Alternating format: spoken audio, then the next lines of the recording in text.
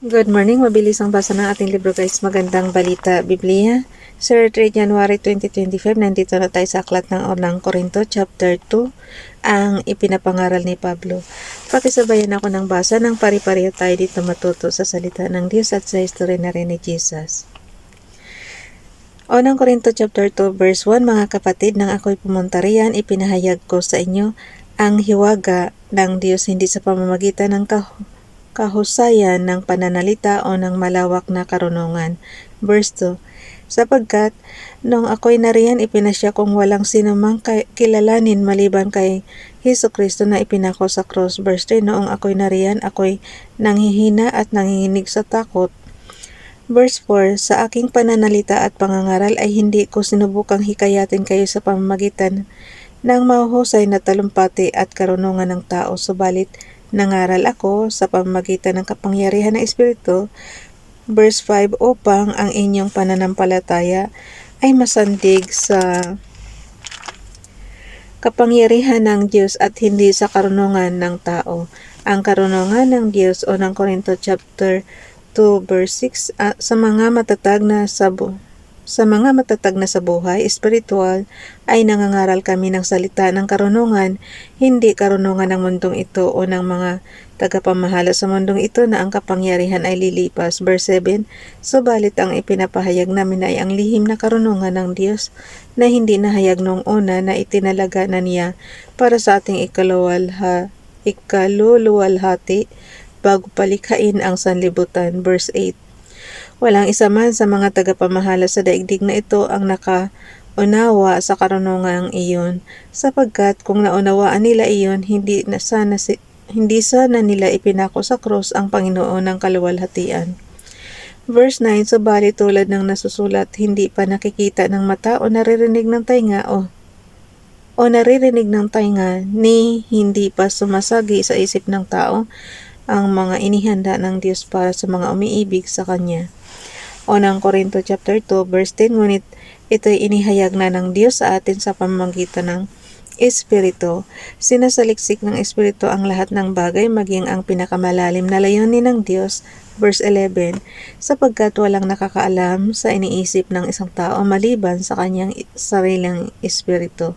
Gayon din naman walang nakakaalam sa mga iniisip ng Diyos maliban sa Espiritu ng Diyos. Verse 12, ang tinanggap natin ay hindi ang espiritu ng sanlibutan, kundi ang espiritu na mula sa Diyos upang maunawaan natin ang mga kaloob niya sa atin. Unang Korinto chapter 2 verse 13, kaya nga kami ay nangangaral hindi sa pamamagitan ng karunungan ng tao, kundi sa pamamagitan ng espiritu. Ang ipinapaliwanag namin ay mga katotohanan ng espiritual para sa mga pinapanahanan ng espiritu. Verse 40, sapagkat ang taong di pinapanahanan, ayan na naman tayo sa pinakamahirap bigkasin. Verse 14 guys, sapagkat ang taong di pinapanahanan ng espiritu ay ayaw tumanggap ng mga kaloob mula sa espiritu ng Diyos. Para sa kanila, kahangalan ang mga iyon at di nila nauunawaan. Sapagkat ang mga bagay na espiritual ay mauunawaan lamang sa paraang espiritual. Verse 15, sinasyasat ng taong pinapanahanan ng espiritu ang lahat ng bagay, ngunit walang sinumang makakasyasat sa kanya. Guys, pagka mahirap bigkasin, idahan-dahan nyo para ma-pronounce nyo siya ng mabuti. Unang Korinto chapter 2 verse 16, sino ang nakakaalam ng pag-iisip ng Panginoon? Sino ang nakapagpapayo sa Kanya? Ngunit nasa atin ang pag-iisip ni Kristo. Nandito na tayo sa Unang Korinto chapter 3, mga lingkod ng Diyos.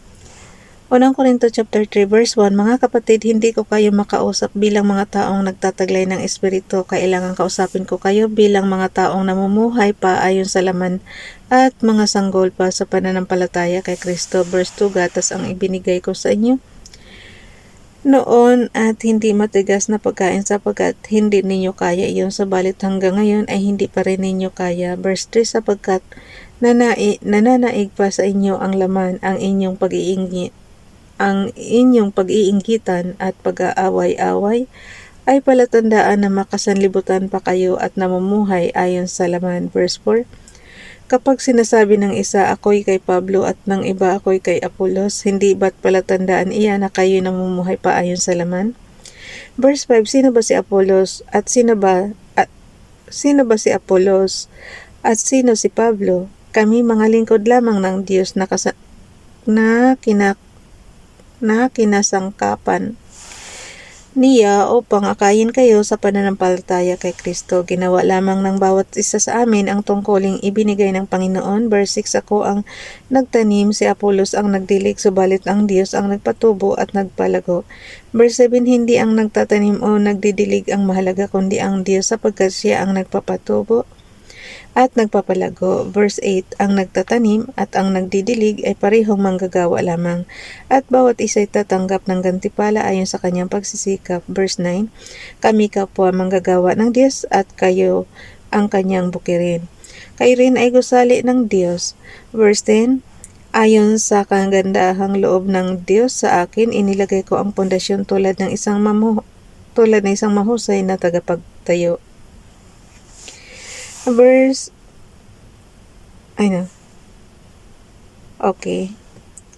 Ulitin ko yung verse 10 guys. Ayon sa kagandahang loob ng Diyos sa akin, inilagay ko ang pundasyon tulad ng isang mahusay na tagapagtayo. Iba naman ang nagpapatuloy sa pagtatayo ng gusali, ngunit dapat maging maingat ang bawat nagtatayo. Verse 11, sapagkat wala ng ibang pundasyon maaring ilagay maliban sa nailagay na. Walang iba kundi si Jesucristo. Verse 12, may nagtatayo na gumagamit ng ginto, pilak o mahahalagang bato. Mayroon namang gumagamit ng kahoy, damo o dayami. Verse 13, makikilala ang uri ng gawa ng bawat isa sa araw ng paghukom, sapagkat mahayag sa pamamagitan ng apoy kung anong uri ang ginawa ng bawat isa. Verse 14, kung ang itinayo sa ibabaw ng pundasyon ay hindi masunog, tatanggap ng gantipala ang nagtayo noon. Verse 15, ngunit kung masunog naman, mawawalan siya ng gantimpala, gayunman maliligtas siya, kaya lang ay para siyang nagdaan sa apoy. Verse 16, hindi ba ninyo alam na kayo'y templo ng Diyos at naninirahan sa inyo ang kanyang espiritu? Verse 17, paparusahan ng Diyos ang sinamang magwasak ng templo niya, sapagkat banal ang templo ng Diyos at kayo ang templong iyan. Verse 18, huwag dayain nino man ang kanyang sarili. Kung may nag-aakalang siya ay matalino ayon sa sanlibutan ito, aminin niyang siya ay nagmangmang upang maging tunay na marunong. Verse 19, sapagkat ang karunungan ng sanlibutan ito ay kamangmangan sa paningin ng Diyos. Gaya ng nasusulat, hinuhuli niya ang marurunong sa kanila na ring katusuhan. Verse 20, gayon din, batid ng Panginoon na ang iniisip ng marurunong ay walang kabuluhan. Verse 21, kaya't huwag ipagmalaki nino man ang nagagawa ng tao para sa inyo ang lahat ng ito. Verse 22, si Pablo, si Apolos at si Pedro, ang sanlibutan ito, ang buhay, ang kamatayan, ang kasalukuyan at ang hinaharap, lahat ng ito ay para sa inyo. Unang Korinto chapter 3 verse 23, at kayo'y para kay Kristo at si Kristo na may para sa Diyos. Bukas na itong chapter 4 guys.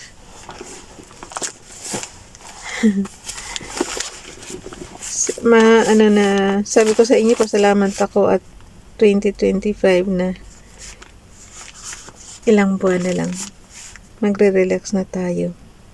04 January 2025. Buti nga hindi ako nagkakamali sa year eh. Dati-rati pagka ko pa sa nung 2024, 'di ba? Nasusulat natin 2023. Okay, bye everyone. God bless.